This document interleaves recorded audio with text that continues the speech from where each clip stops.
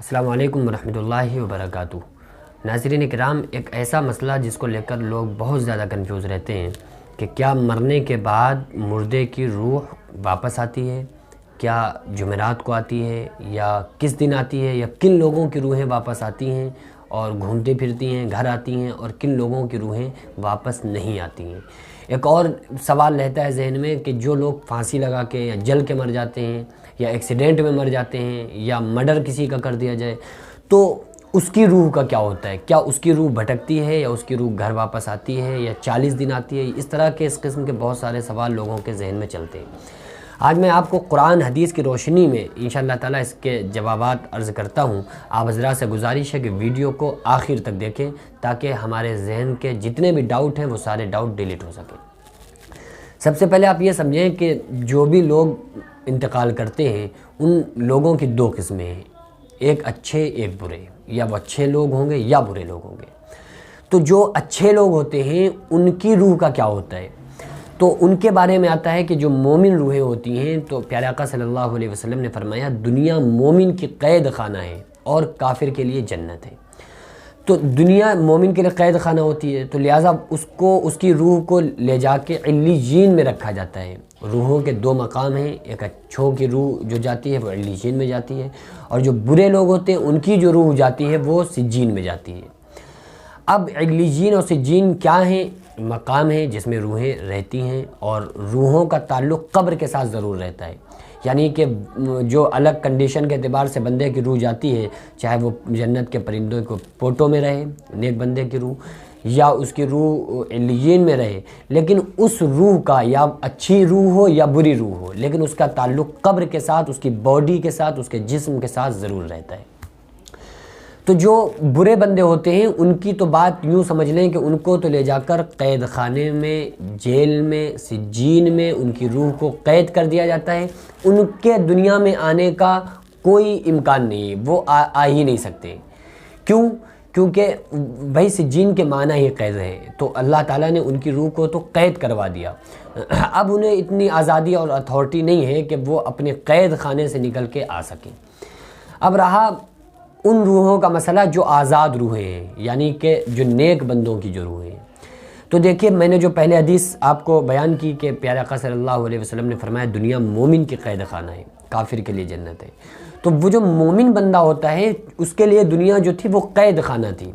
اب کوئی بھی بندہ آپ کو سوچے کہ جیل میں گیا، قید میں گیا، وی آئی پی ایک لائف اس کی تھی اور وہ قید میں چلا گیا، اب وہاں سے وہ بندہ نکل کے آیا، تو اب کیا کبھی ساری زندگی میں وہ اپنے قید خانے میں جیل جانا پسند کرے گا؟ کبھی نہیں کرے گا۔ وہ تو کہے گا بھائی جانے کیسے ہم نکل کے آئے، اب ہم جیل میں کیوں جائیں؟ تو جو مومن بندہ ہوتا ہے وہ قید خانے سے نکلتا ہے، یعنی کہ دنیا اس کے لیے قید ہوتی ہے، وہ اس قید سے نکل کے پھر وہ عالم برزخ میں جاتا ہے۔ اب اس کی روح کو آزاد کر دیا جاتا ہے، اب اس کو اصل ٹھکانے پر پہنچا دیا جاتا ہے۔ مومن بندے کے لیے موت تحفہ ہوتا ہے، بہترین تحفہ موت ہوتا ہے مومن کے لیے، حدیث پاک کا مفہوم ہے۔ اور برے کے لیے سب سے زیادہ خطرناک اگر کوئی شے ہے تو وہ موت ہوتی ہے برے بندے کے لیے۔ تو وہ مومن بندہ تو آزاد ہے، اب وہ اس قید خانے سے نکل گیا ہے، اب وہ اس دنیا سے، دنیا کی تمام جھنجھٹوں سے وہ نکل کے اللہ رب العالمین کے پاس گیا ہے۔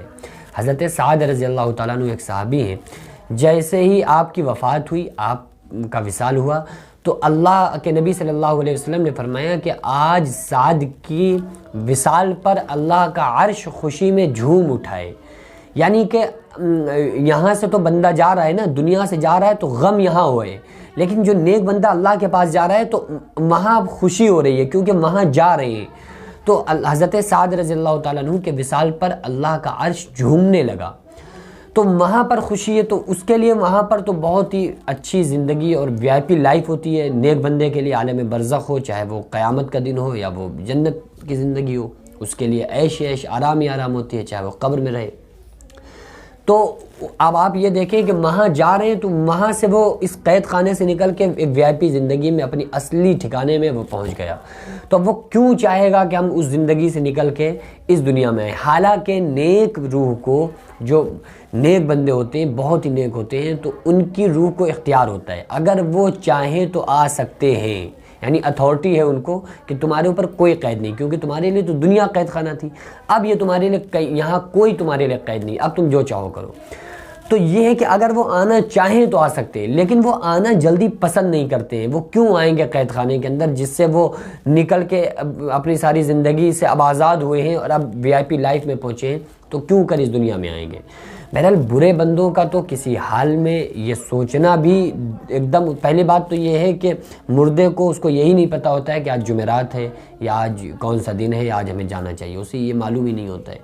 اب رہا سوال ان لوگوں کا جو پھانسی لگا کے مرتے ہیں یا زہر پی کے مر جائیں، تو دیکھیے جو خودکشی کرتا ہے اس کے لیے بہت بڑی سزائیں ہیں۔ تو اگر کسی بندے نے خودکشی کر لی، بعض مرتبہ ایسا ہوتا ہے کہ ذرا کھٹ پٹ ہوا تو کوئی کہیں کسی نے پھانسی لگا لی، اس محلے میں ذرا دہشت میں لوگ آ جاتے ہیں، اور ذرا سا بھی کچھ ہوتا ہے، تھوڑا بہت ادھر ادھر کچھ آہٹ سنائی دیتی ہے تو لوگ پریشان ہو جاتے ہیں کہ شاید وہی بندہ آ گیا، وہی شخص آ گیا جس نے پھانسی لگائی تھی۔ ایسا ہرگز نہیں ہے بھائی، اس کی روح کو فرشتے اپنے انڈر لے لیتے ہیں، اور وہ چاہے، میں نے بس آپ کو دو لفظوں میں کلیئر کر دیا، آپ اس بات کو ذہن میں رکھیں، اچھوں کی روح علیین میں اتھارٹی ہوتی ہے دنیا میں آنے کی، لیکن آنا نہیں پسند کرتے ہیں۔ برے لوگوں کی روح سجین میں جو کہ قید کر دی جاتی ہیں، ان کو آنے کی کوئی اجازت نہیں ہوتی ہے۔ تو جو انسان خودکشی کر رہا ہے تو وہ اچھا ہوگا یا برا ہوگا؟ ظاہر سی بات ہے کہ اس کے لیے تو بڑی سخت سزائیں ہیں، تو وہ اچھا ہو ہی نہیں سکتا ہے اگر انسان نے خود سے خودکشی کی ہے۔ تو اس لیے اب اس کا جو معاملات ہیں تو اس کی جو روح ہوگی تو اس کے عمل کے اعتبار سے، کیونکہ وہ اتنا برا کام کر رہا ہے کہ اللہ تبارک و تعالیٰ نے اس کو ایک زندگی عطا فرمائی تھی جس کا وہ قیامت کے دن جس کے بارے میں پوچھے گا، جس کا حساب لے گا، تو اس نے اس زندگی کو ختم کر دیا اپنی، اور خود سے اذیت پہنچائی اپنے جسم کو۔ تو وہ تو اس کی جو روح ہوگی وہ تو سجین میں جائے گی، کبھی اس کی روح علیین میں نہیں جائے گی۔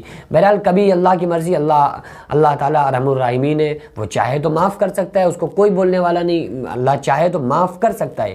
لیکن ایک بات ذہن میں رکھیں کہ اچھے کاموں پہ اللہ کا وعدہ ہے کہ بخش دے گا، معاف کر دے گا، برے کاموں پہ وعدہ نہیں ہے، چاہے گا تو بخشے گا، چاہے گا تو سزا دے گا۔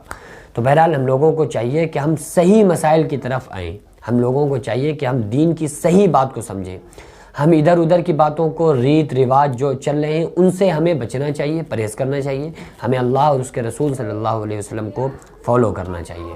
دعا کریں اللہ تبارک و تعالیٰ میں اور آپ کو صحیح دین سمجھنے کی، اس پر عمل کرنے کی توفیق عطا فرمائے۔ وما علینا الا البلاغ۔ السلام علیکم ورحمۃ اللہ وبرکاتہ۔